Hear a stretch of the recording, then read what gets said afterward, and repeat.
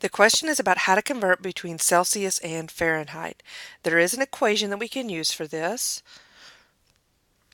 So we get the temperature in Celsius is equal to the temperature in Fahrenheit minus 32 times 5/9. So let's look at an example. So for today, the high temperature is forecasted to be 10 degrees Fahrenheit. So we can plug in the value. So 10 minus 32 times 5/9. So now we have 10 minus 32, so we have minus 22 times 5/9 equals our temperature in Celsius.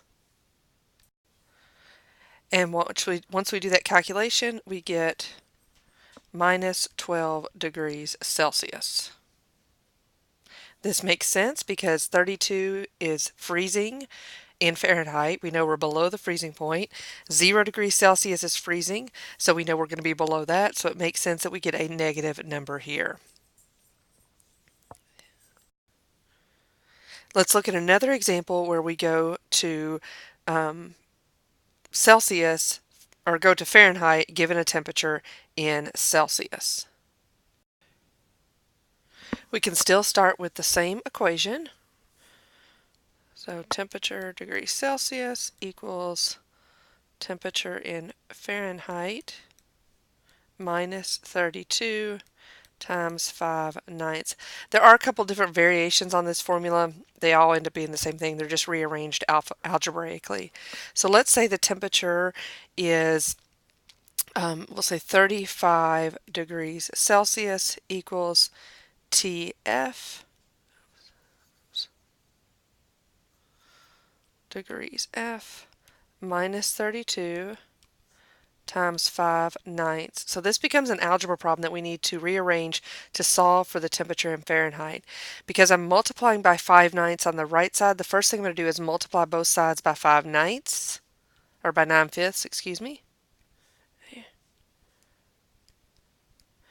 And when I do that, after I do the calculations, I'll take 9 times 35 divided by 5, and I get 63 equals my temperature in Fahrenheit minus 32.